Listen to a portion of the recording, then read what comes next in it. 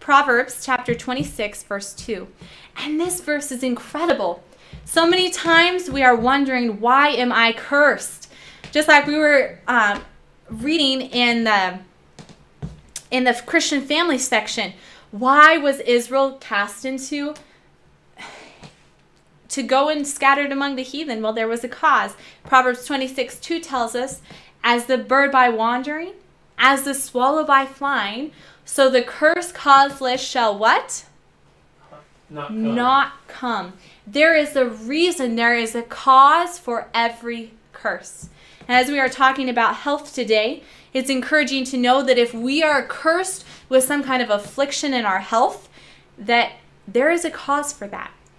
And in Job 29, verse 16, it tells us very simply that I was a father to the poor, and the cause which I knew not. Do you know the cause of your sickness? Do you know the cause of your disease? Well, this is what Job did. It said, the cause which I knew not. What did he do?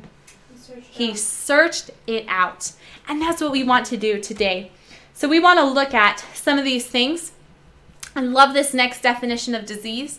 It is really simple and so clear. It simply tells us from Ministry of Healing, page 127. It's a great book, by the way. Truly, healing is a ministry because the curse causeless shall not come. We have to understand the ministry of bringing us back into relation to God.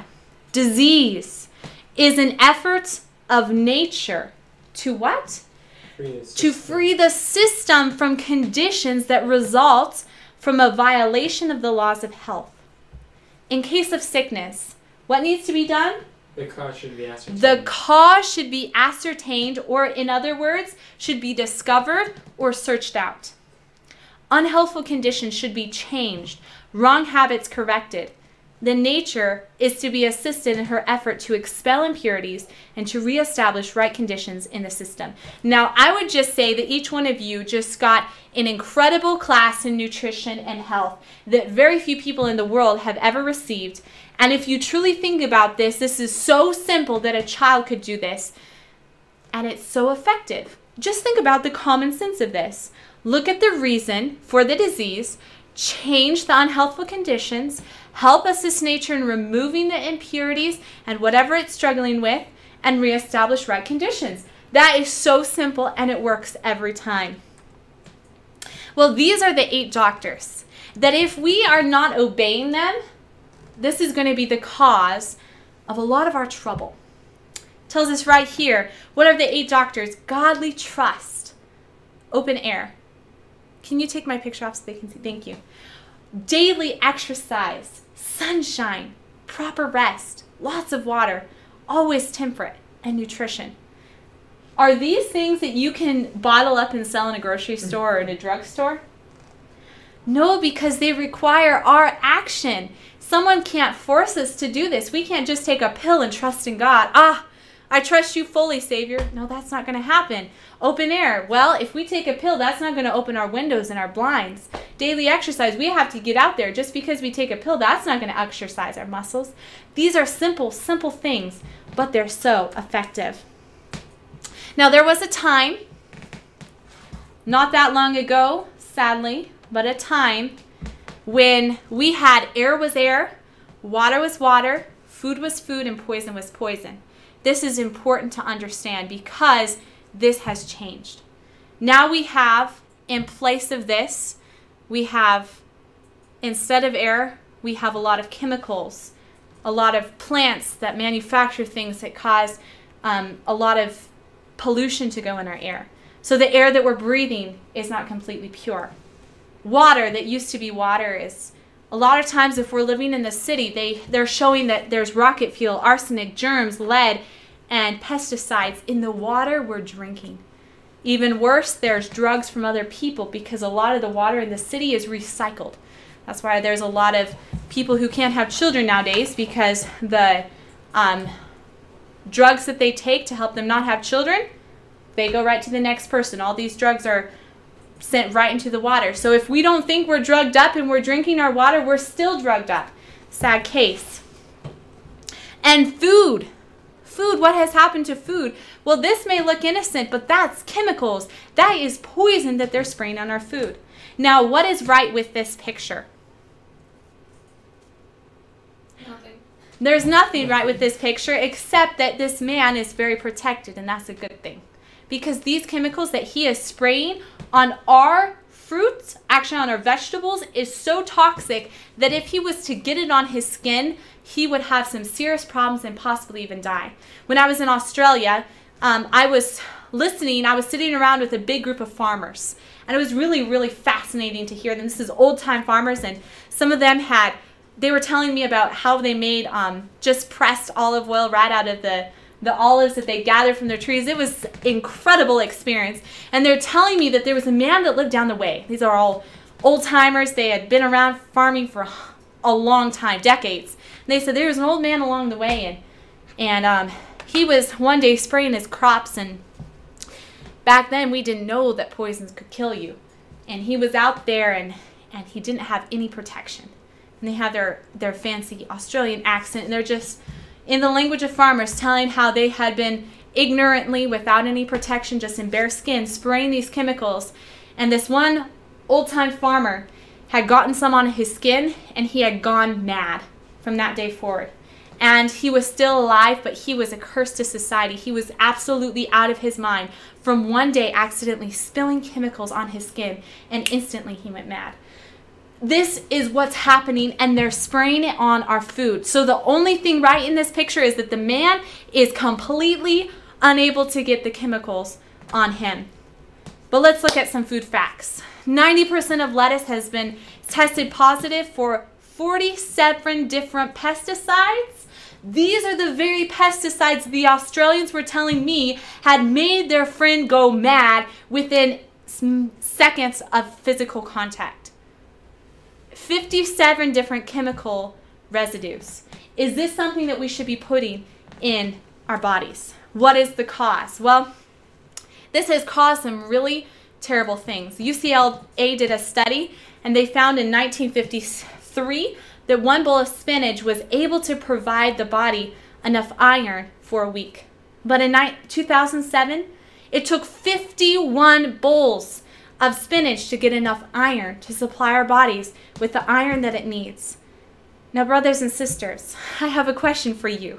Are you able to eat 51 bowls of spinach this week? Where has this come from? Well, this graph shows us very clearly the increasing mineral deficiency and disease.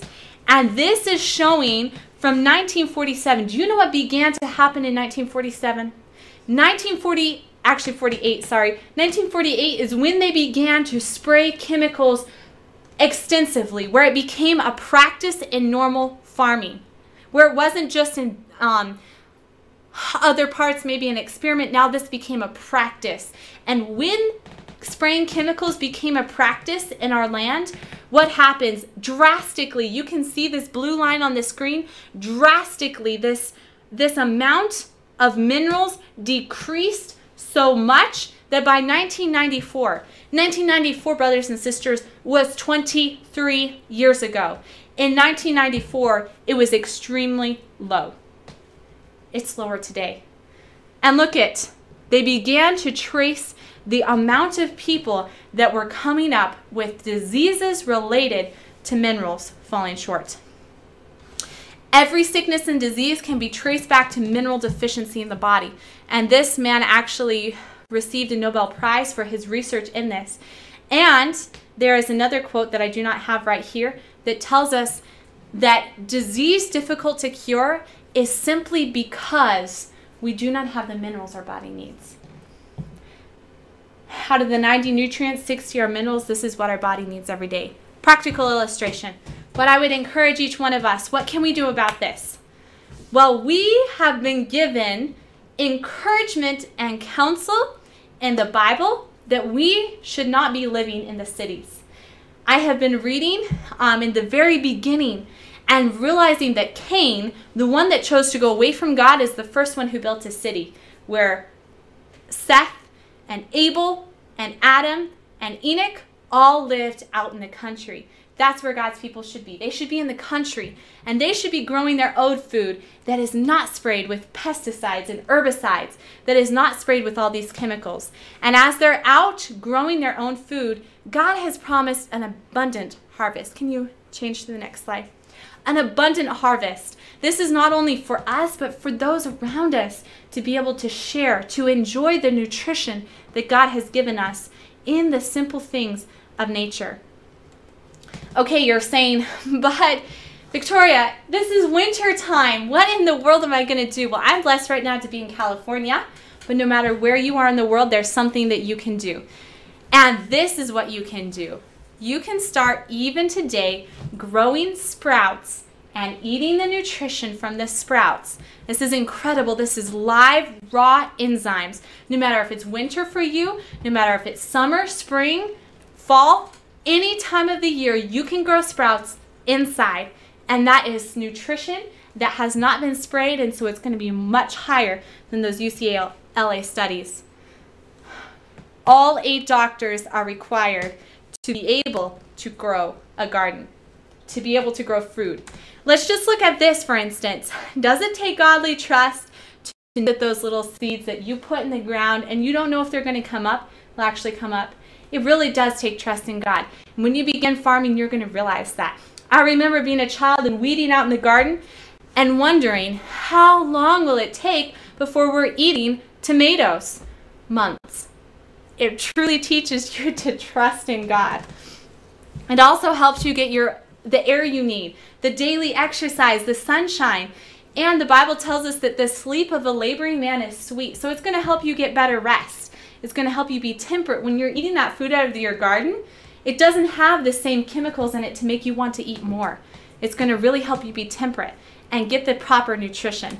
And I just want to close with this thought that the people who farm, the people who are out there every day in their rice fields, doing whatever they're doing to be able to grow their crops to live off of, they are some of the happiest people in the world. And there's a reason for that. Because when we're doing that, it helps us to follow the 8 doctors and get the nutrition we need. Let us, since we know the cause of a lot of our sickness is the chemicals, the water, and the things that are coming, let's move out to the country with our families and let's start beginning to grow our own food, even if that means starting with sprouts.